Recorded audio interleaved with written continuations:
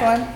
All right, so I provided for you a packet, and the first thing we're going to talk about is body safety and basically body alignment, because it's very important that you are able to keep your body protected from injuries or anything like that, to keep you from being out of work. So the first thing I wanted to point out, and so you want to take notes on your little packet because it's just pictures, and so I'm going to give you some things you can write on it. This is yours. The first thing you want to do is make sure that your body is in complete alignment. And that means you need to be standing in a vertical position, straight up and down. And if you're standing correctly, unless you got something else going wrong with you, and some people could, you should be able to draw a line down the center of your body, okay? Pretty much like that, okay? Then, when you are lifting, pulling, or tugging a patient or participant, then you want to make sure that you're focusing all of your energy and the weight in the center of your gravity, which is what we call our core, right? Towards your abdomen and your pelvic region. Okay, so that's where you want to focus a lot of your weight and energy from that patient. It is a no-no, absolute no-no, to have an individual use your shoulders or your neck or even your waist as a target when you're trying to transfer them, okay? So you would never tell your participant, put your hands around my neck, because what could happen, and I'm going to use you, what's your name? Michelle. Michelle, if I use you and I say, Michelle, put your hands around my neck, and then I'm trying to pull her, she's going to hurt me. Not only is she going to injure my neck, because if I can't get her all the way at a grasp and her weight shifts backwards, then she's going to pull me with her. So she's going to injure my neck, and then she's going to injure my lower back and possibly my shoulders. So never, ever, ever make that request. What you should have in place is, if the participant is able to assist you in any way, then you should have yourself a gait belt, okay? And the gait belt is used on the participant that's not fully able to walk, or they can, but they're not steady, or they have some limitations, and you can transfer them, but you want to do it safely. So you're using this as your grasping tool, okay? So you place this on. It needs to be on very firm around their abdomen. And I always say teeth first, if you can see that. Teeth first. And then you take your belt and you place it into this here.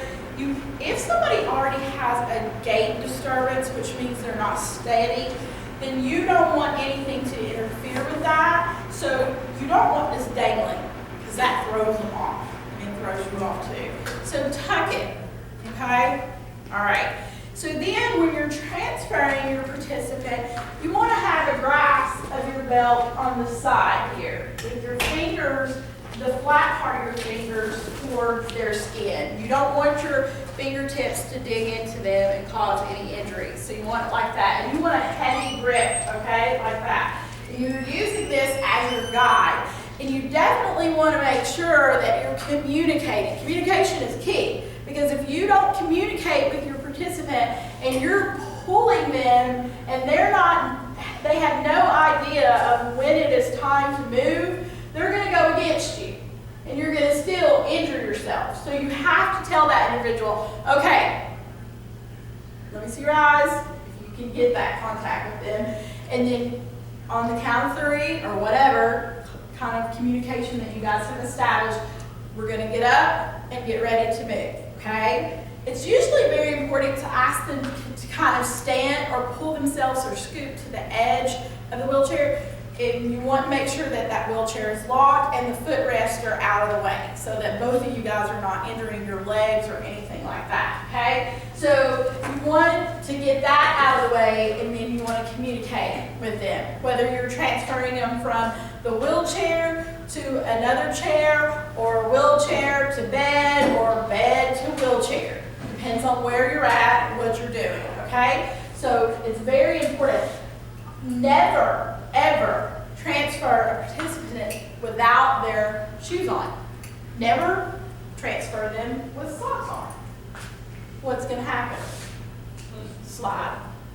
And then they're going to fall, and you're going to feel a knee-jerk reaction to try to help them, and now they're injured, and possibly you're injured.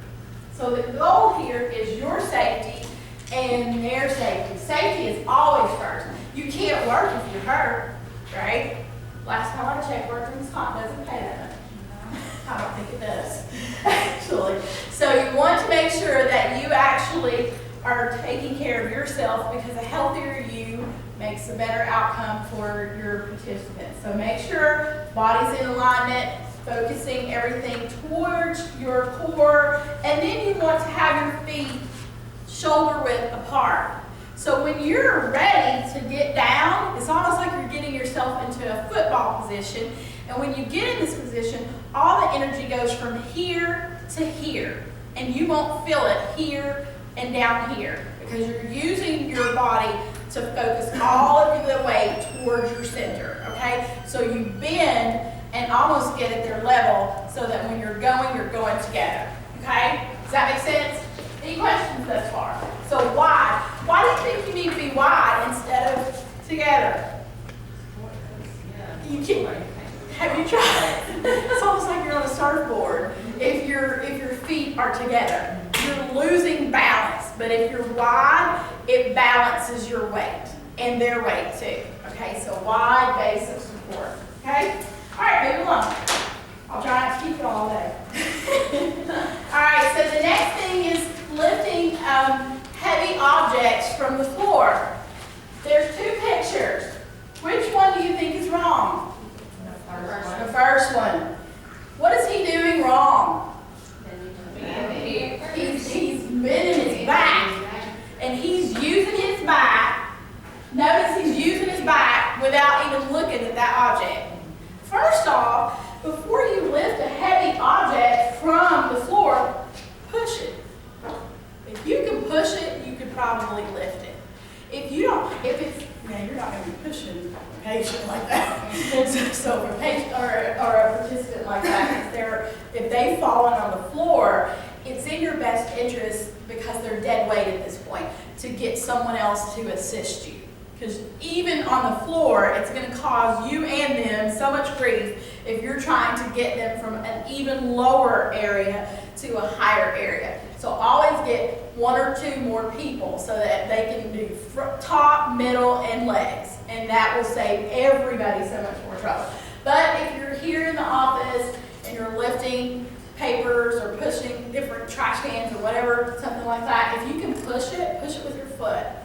You can, instead of using your whole entire body. But if it's not something that you're going to be able to push, then you want to do like this little guy. His back is straight. He's bent all the way down lowered himself to that object, right? And he is facing that object. So when he pulls up from the ground, he's going to use the back of his legs and his pelvic region without having to use his arms and his shoulder, causing injury there. Self-explanatory, right? We're moving on. All right.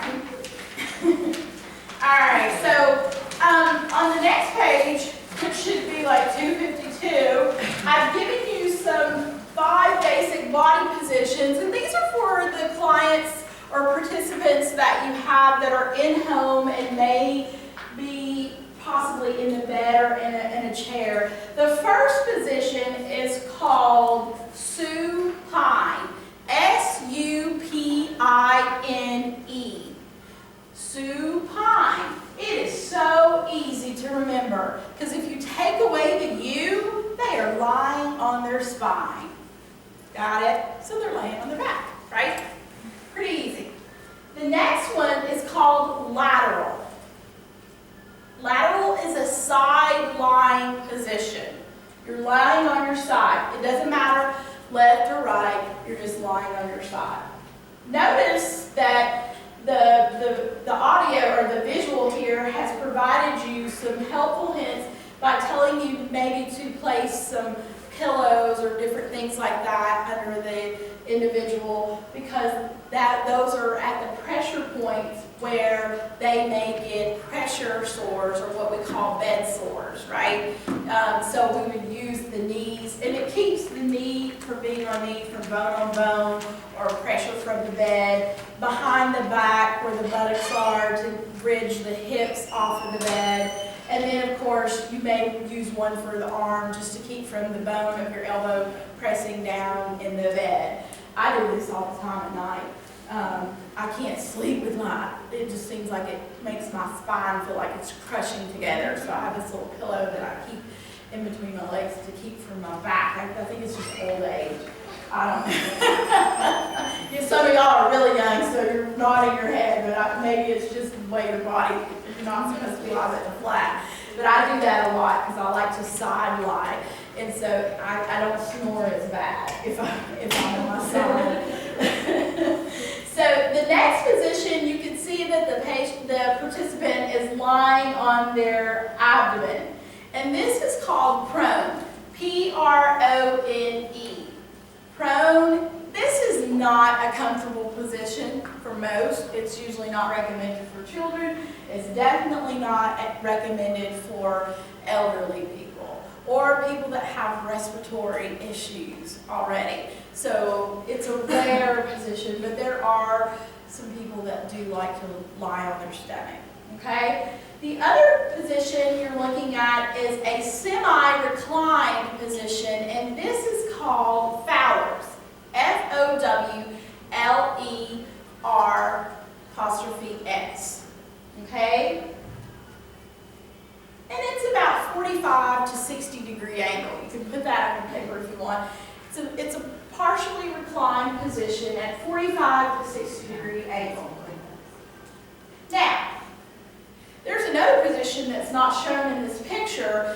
It's actually called high Fowler's. And so you can imagine that the participant is in this hospital bed, but they're straight up and down at a 90 degree angle. So they're like that. Like in a what is it, a isosceles triangle? I'm not good with math, but yeah. It's like a 90 degree angle. High Fowler's is very good for mouth care and feeding a participant that cannot walk or get up out of the bed and has to be fed in the bed, right? So you have them in a high position because that way they're not reclined, their esophagus is not like that, and when they're swallowing, they don't aspirate, okay? So it's not shown, but you can imagine just putting that, reclining it straight up and down. Now, the other position is called Sims, and he looks like he's dead, right? He looks like the police is getting ready to draw a chalk outline. Doesn't that Sims, S-I-M'(S), Sims. And so this is a position that is recommended, and I don't know, but as a CNA, you may have to assist a participant or an individual with a rectal temperature or an enema or something like that. Any type of stimulation through the backside, this patient needs to be in the Sims position. It is specifically left side lying. Left side lying. So they're lying on their left side, knee flexed, like that. Yeah. It's good for stabilization of, some of you may have actually had this before if you've had children. If you had high blood pressure or the baby had a high heart rate, they will throw you in the Sims position really quick and then take that bed and turn it upside down so it's going head down, feet up, returning the blood flow back towards the head. So this is very good for those people that have high blood pressure issues or fast pulse rate. Okay? And so notice each one of these are showing support of the pillows. Any questions about the body positions? Okay? Turn to the next page. And this one is a little bit of a bullet point talking about personal care. Personal care is also called ADL. ADL. Activities of daily living. These are things things that we do every day on a daily basis for ourselves and for the participants that we're providing care for. Activities of daily living. It can include bathing, grooming, toileting, feeding, transferring, any of those activities. Okay? All right. So, when we are assisting an individual with personal care, and I've been in this habit too, we want to, first and foremost, to be safe. That's the first thing. First, safety is always first when providing personal care. But then, after safety, you want to promote as much independence as you can, okay? That means to allow that individual to do as much as they can for themselves, and then you assist them in the areas that they have a deficit, okay? So, if they have the capability to possibly brush their teeth or wash their own face or brush their hair, and you basically are assisting them with bathing their other areas, their private areas, or their feet or something like that, then you let them do that. It promotes independence, it promotes self-worth, they feel like they're not totally an invalid, it doesn't take everything away from them, and it actually gives you a better relationship with your client, because if you're just saying, oh gosh, you're moving too slow, I gotta do this for you, we're in a hurry. Believe it or not, we're actually violating some of their own personal rights by taking away their dignity and their right to have some level of independence if it's there. So we don't want to do that. While I'm doing this, you go ahead and start washing your face, okay? And then here, we'll brush your teeth, comb your hair. It helps you, help them, and everybody's happy and they feel like they're working together with you, okay? So remember, when you're dealing with someone who has a deficit, we first want to be patient, but we definitely want to be understanding and we want to be sympathetic. That means that we want to show some type of care or concern when they have these things. That's the purpose of you being there, or you really don't need to be there. You wouldn't be there. You wouldn't have a job, because then you won't be able to help them. So you want to show some type of sympathy.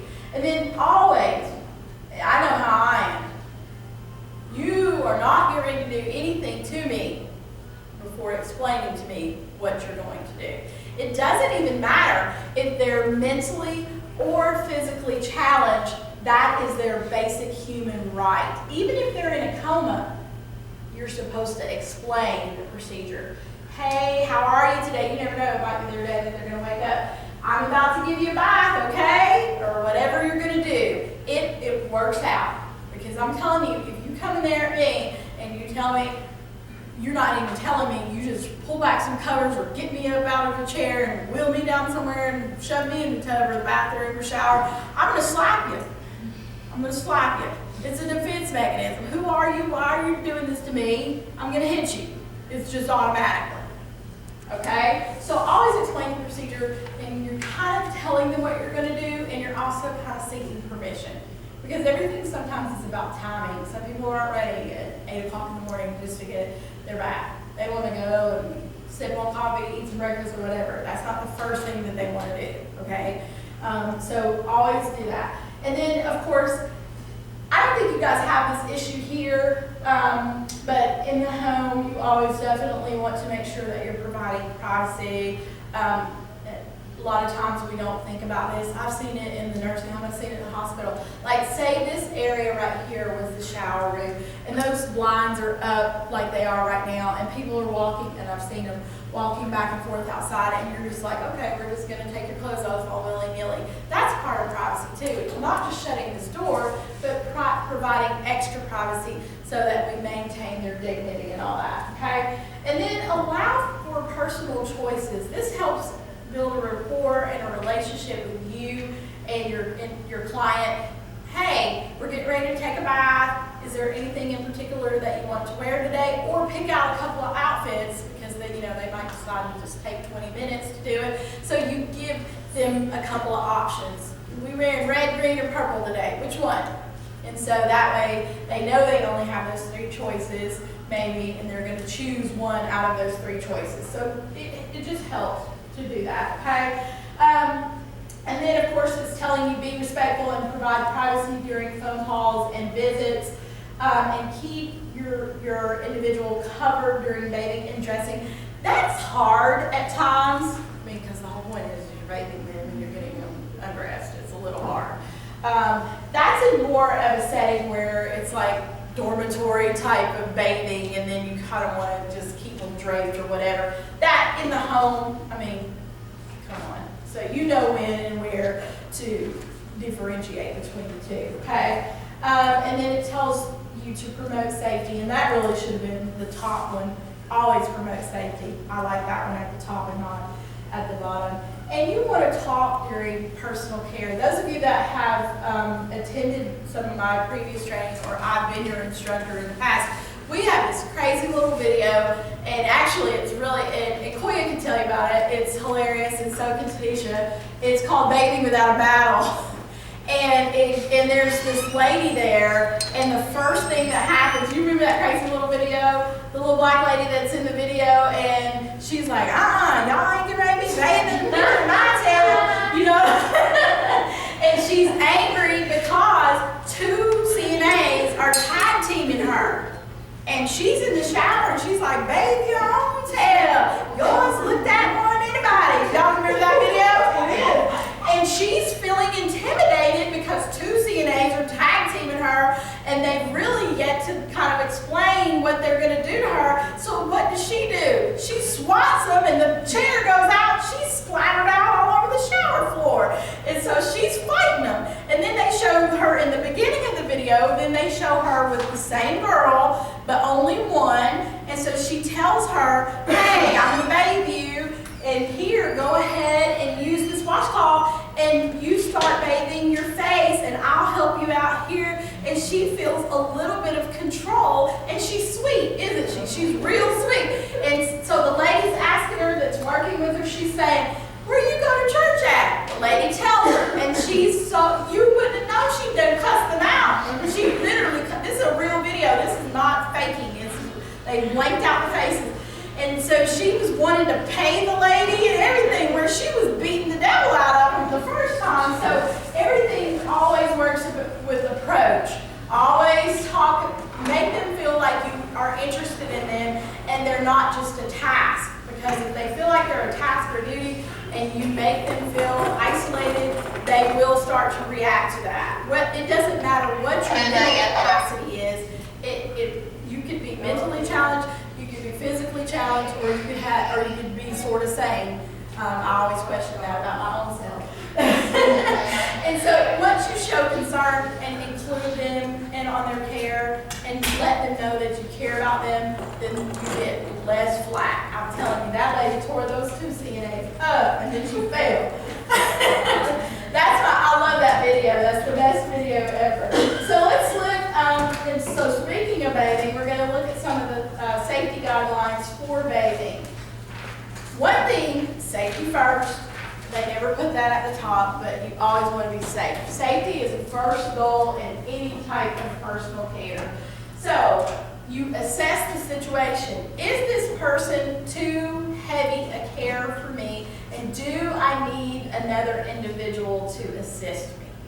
Are they going to be fighting? These are all of these factors that you have to factor in when you're going to provide care.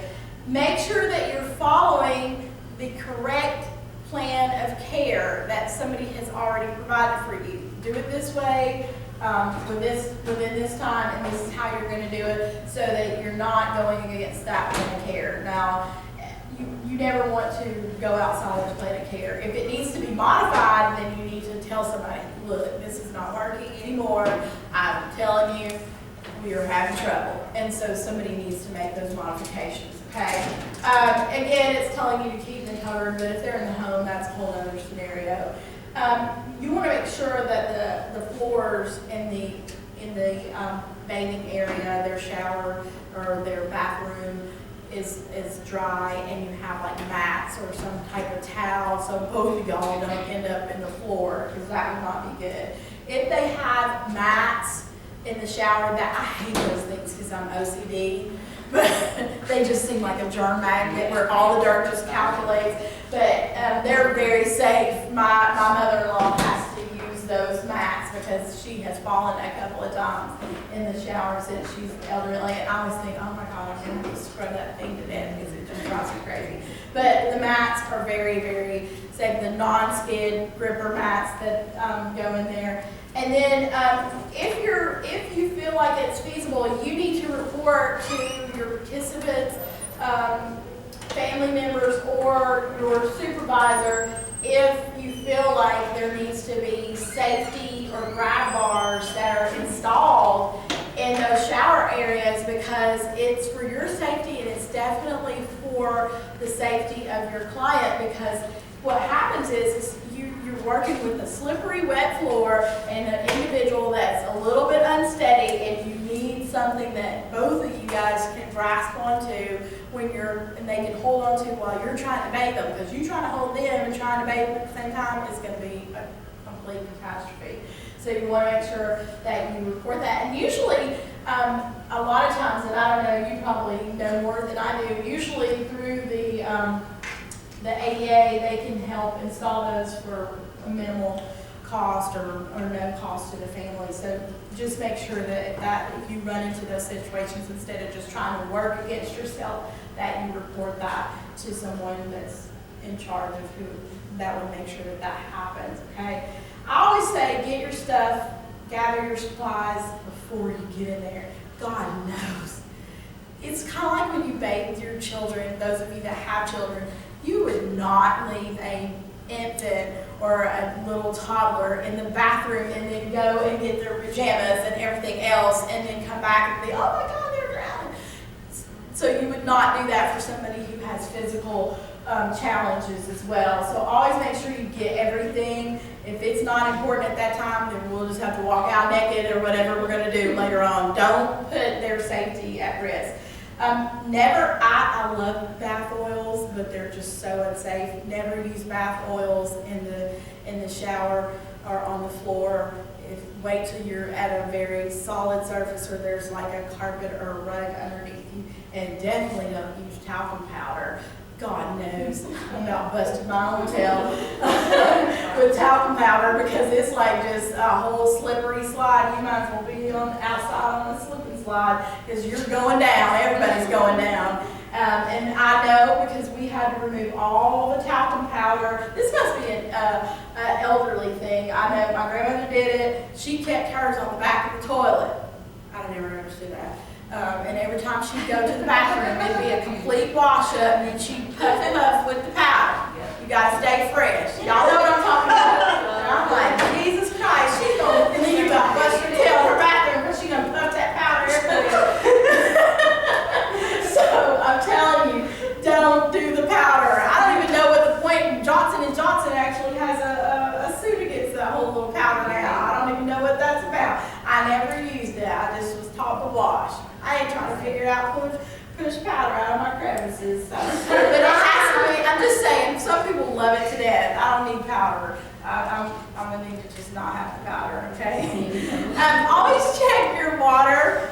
You check the water and have your client check the water, because God knows, as we start to age, our skin is still very kind of thick, but as you start to age or you have different types of conditions or diseases, your skin is very thin and you respond to the temperature of the water very differently than another would. And so I know you always want to make sure that you think it's decent enough and no more than 105 degrees, and you'll know when it's pretty hot, but make sure, because 105 degrees might be too much for that individual. So make sure that you check for comfort, because you can burn an individual with temperatures of water that are way too hot. And then you want to also, if you feel like water just comes out and it gets way too hot, you might want to ask your client's family or whoever is in charge of that in the home to adjust those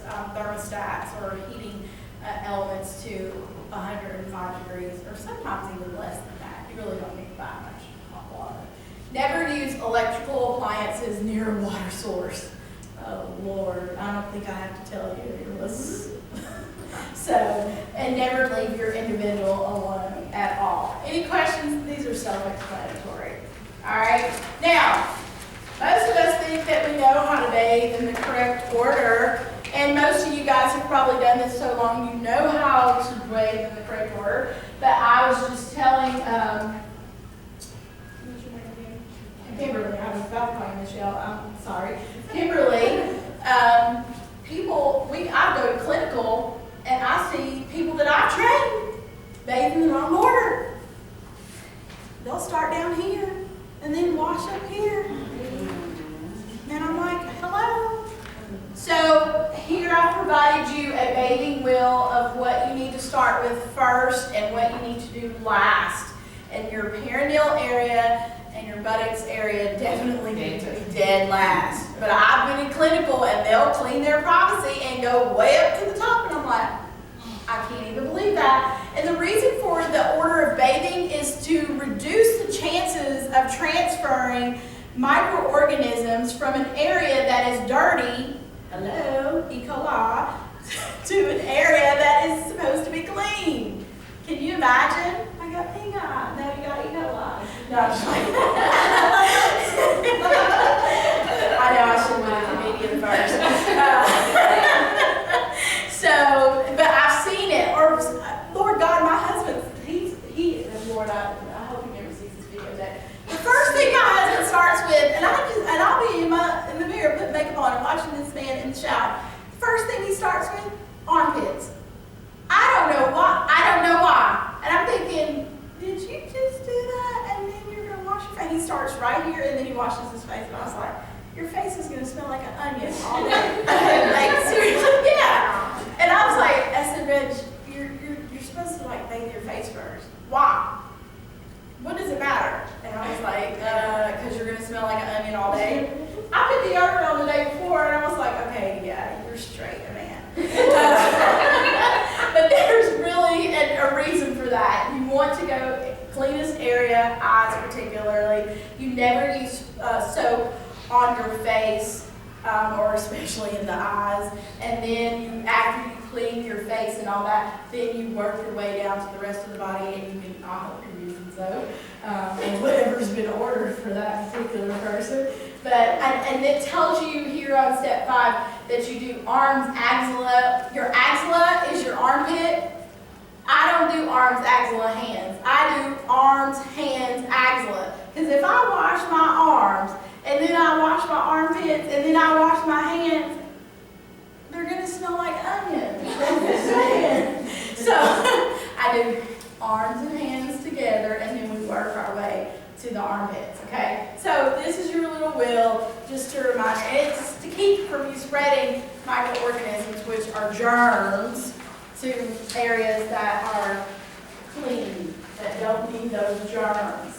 And then the next one is talking about aspiration. This is a huge issue. Most of you should already be CPR certified, and you know that if someone is choking, what is the universal sign of choking? Nobody ever does that. You know that, don't you? Okay, well, I do it. They usually panic and run off the opposite direction, like the universal sign of choking. Nobody ever does that. I've never seen that happen. What they do is they panic and they go the opposite direction, or they literally start waving their hands. That's what I would do, and freaking out. So they never put their hands across their throat. If a person is not talking and they are starting to turn a little bit blue, yeah, they're choking. And you need to get up and you will need to do the Heimlich maneuver, which is your abdominal thrust. You want to go up with a fist right here at the top of their diaphragm, and you're pretty much going to punch and lift. Okay, so you're bear hugging them and punching and lifting hard, literally. Sometimes you may bruise them, but the whole goal is to get that object out of their airway. Okay. How do you prevent that? You want to make sure that the person is sitting straight up and down in a 90-degree angle. Make sure that if you have to feed them slowly. And then make sure that the mouth is clear before adding food, because a lot of times with certain disabilities, we pocket, we tuck it, and then they just keep pushing it under and you usually know when they're pocketing because slobber starts to run out of their mouth, and then you're going to cause them to get aspiration. And then, of course, offer small pieces of food. And if the consistency needs to be changed from like maybe soft or pureed, then we need to change that, especially if they're having difficulty swallowing. And you will usually know if they're having difficulty swallowing. During the swallowing process, they'll start to cry.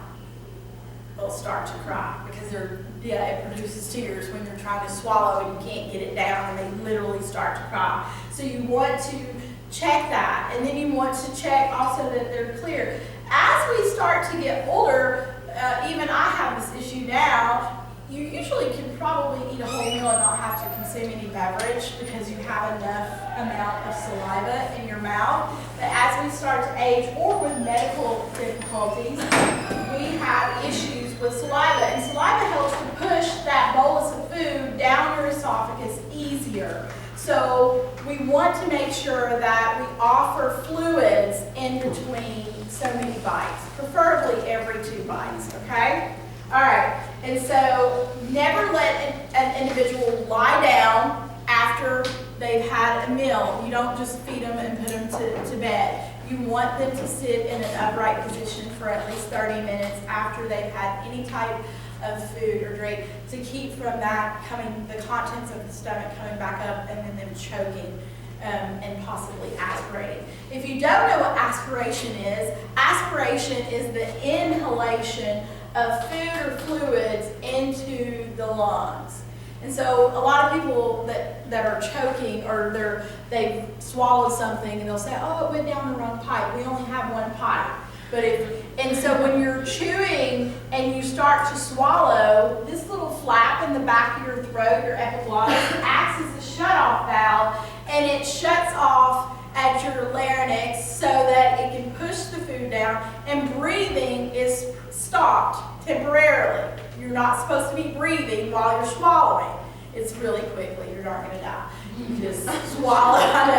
So you're going to swallow, stop breathing, and it goes down the esophagus like it's supposed to. But have you ever been talking and laughing and then you breathe in? There's always that possibility that you've breathed in that food into your lungs, or the fluid into your lungs. And so the normal defense mechanism, what we want to happen, is to cough, so that we can cough that up so that it won't get into the lungs, right? And so that's our normal defense mechanism. All right, so that's very important, the positioning and then offering fluids and making sure that the mouth is clear, okay? All right, and then if you do believe that they possibly aspirated, you definitely want to report that, because they could get pneumonia and possibly die, okay? I know, I'm going to scare you all today, but that's not how it works. All right, I'm not going to go too much into observing skin, but this is very important because we do have issues with skin based on conditions, based on you providing care. So when you're providing personal care, especially bathing or toileting, you want to use that opportunity to observe the skin closely and then report any issues that are going on with the skin. If it's dry, if it's cracked, if it's torn, if there's redness, swelling, rashes, moles, or different things that are changing like that. All of these things that they've listed here, you want to report. You don't want it to get out of control and then turn into a pressure sore or something like that. So I think that's pretty self-explanatory, so we'll move over. And then the next page, they've given you some of the pressure sore danger zones. Pretty much the entire body, as you can see. Pretty much the entire body. And this is for people that your participants that are actually sitting in wheelchairs and like reclining type chairs for a long period of time. We feel like, oh, well, you're just sitting, but I mean, y'all sitting here, don't you have to adjust a little bit? Because it gets a little bit uncomfortable. So you want to make sure that you're doing some adjustments or repositioning or putting some type of barrier up underneath them to take that pressure off of them when they're sitting for a long, long period of time in these chairs, because they can become very, very uncomfortable, even to the point if they have the headrest placing pillows or different things like that, or even behind the shoulders to kind of relieve that pressure there so that we don't get pressure sores and different things like that. Because when you're sitting for long periods of time and you're not up, moving around, walking like we are, then it reduces the circulation, the blood flow in the body. And when there's a reduction in the blood flow, there's not an adequate amount of blood that gets to those tissues, which then impairs that tissue and causes it to break down. And then it becomes even more at risk when we have an individual that is in a chair for a long period of time and then they're incontinent. So that just multiplies the risk factors for them being able to get these different types of pressure sores. So we want to use any type of modality that we can to help bridge them off of their chair or reposition them or anything like that, so that we reduce the chances of them getting these pressure sores, and then keeping their skin clean and dry. So we're going to assist them with their toileting needs as much as possible, so that that won't add to the components for them getting pressure sores. Okay? Any questions thus far?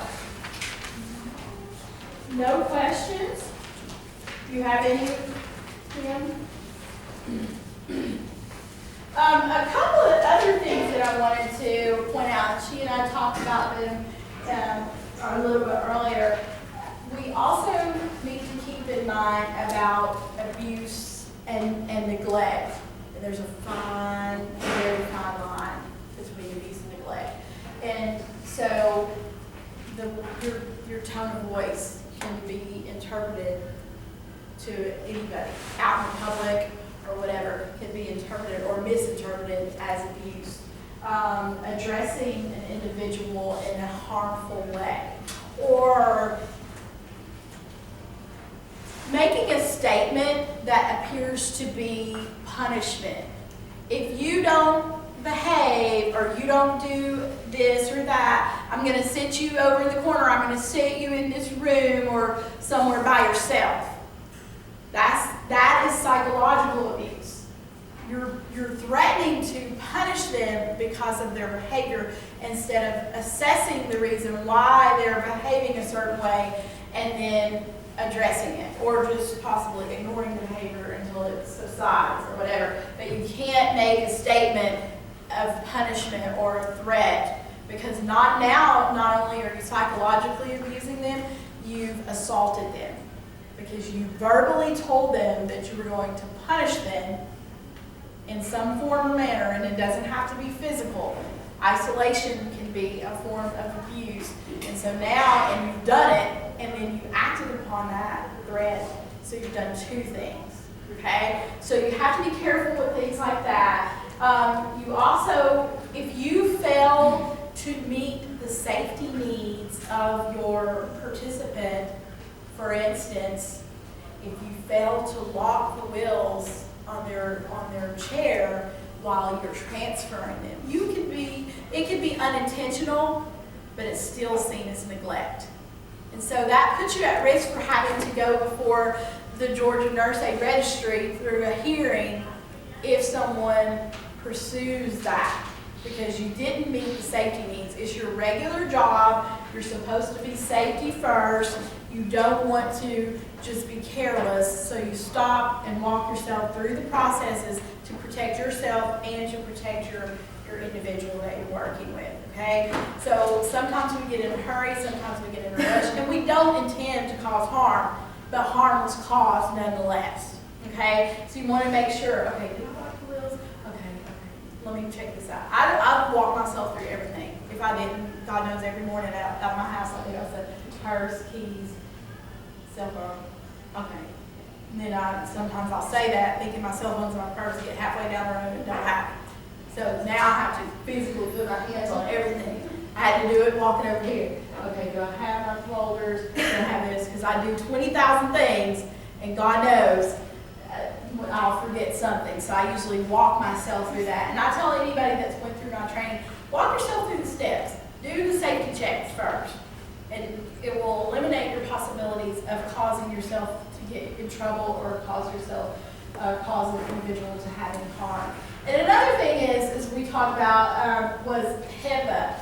And you're working with your clients or your individuals, and your primary goal is their dignity, their respect, and not having conversations in the community, in the church, in the grocery store, on social media about your client. And sometimes we do this harmlessly. My daughter, when she was in college, she had a college classmate that was supposed to be going for the nursing program, and she was working at an assisted living, and they had this little lady, I'm going to make up a name, that's not really her name. Her name was Miss Gladys, and they was teaching Miss Gladys how to twerk. And it was probably cute. Yeah. They was like, Miss Gladys, do that. And so one of them felt like they was going to record it, Miss Gladys twerking, and somebody put it on Instagram. Total violation. Total violation. Because Miss Gladys, they were just being playful with her, and that was fine. But they took it to a whole other level to where, first off, she didn't give you permission to do that. And second off, now she could become a laughing stock to what their family sees as something harmful. And they might not appreciate their mama or grandmama on their twerking. Just saying. So it is harmless. They're just being playful. They love her, and she's probably a little hoot, and they were just playing with her, and that's okay because it was within the confines of her room.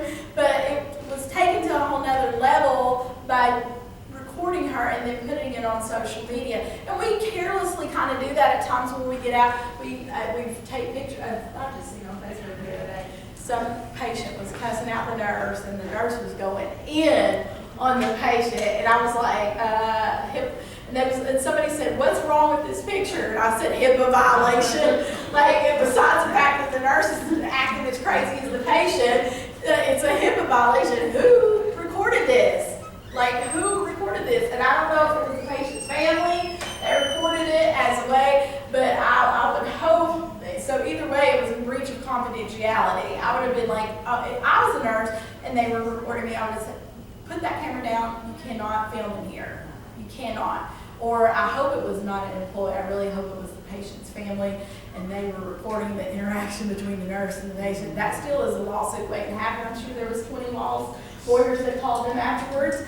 But you can't put these things on social media. You definitely can't put it on. Oh, I've seen it happen many times with my CNAs that I'm friends with on Facebook, and they work in private homes, and they're like, "Oh, rest in peace, Miss Gladys." Okay, you can't do that. You still have the breach. There was a breach, and you've broken that. It's the family's responsibility to, in the funeral home, to put the obituary there. You can't just put it there. I mean, you could probably say, "Today's not a good day. I've lost a client," and you've not indicated who that was, and that's okay. But you can't put their name out there in the world. You see what I'm saying? Because they might not have contacted all the other families, and it's really important, regardless of what type of setting that you work in. Okay? So just keep those things in mind when you're providing care. I don't think I've seen those violations for a really long time, but I have seen it before. And I'm like, and if you went to my school, I definitely called you. Girl, if you don't get that stuff, I'll take some. You know how I am. So I'm like, girl, you know better. What's wrong with you? So yeah, you can see he's already breaking my neck right now. He's got me. He's got me. I know. I think he's got Koya. That's who it is. He's got Koya. All right. Any questions? Any concerns? Anything you need to know? All right. Well, I've put some information in there regarding what we do and programs that we have. Some of you guys have went through all mine and all that. You guys already got CPR, so you're good. But I'll put it in there anyways. So, all right. Well, thank you for your time. Thank you. I have a question. Okay. Like toileting and dressing and those types of things, are they still gonna be fall under like ambulation and transfer? Okay. Yeah. There needs to be safety bars in place, making sure that you wipe your back. If you've noticed anything that was different about the smell of their urine, or if there was something present, like there was black tarry stools or possibly blood that could be, like bleeding or something like that. So you definitely want to report that. Okay. You see that, yeah. But just keeping them clean and dry and making sure that you're transferring them. Just the same as you would transfer from one area to the other. If you're getting them out of a wheelchair or some type of, lift, mechanical lift or chair, you want to make sure that the wheelchair is locked. And then when you're or if you're transferring them out of the wheelchair and you get them standing, you want to kind of pivot them and have them stand and hold the grab bars. And then, or you can have them back up until the back of their legs feel the toilet, holding one hand to the grab bar. And then once they feel the toilet, then they can actually lower themselves down while you're assisting them.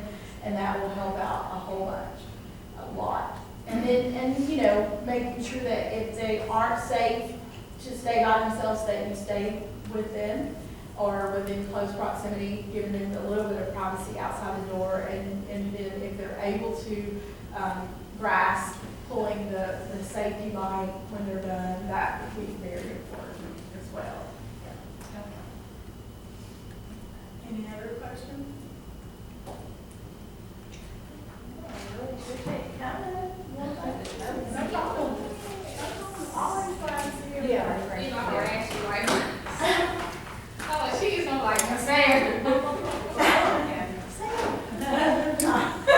I don't mind. I don't mind that. We really appreciate it. No problem. I appreciate what you guys do. It's a lot. I'm glad I used both of these. You glad what? That we had both of these on, because Was that one on? this one turned itself off or something. It was timed out. Started, but thank you, and let me run along. I have been running all day.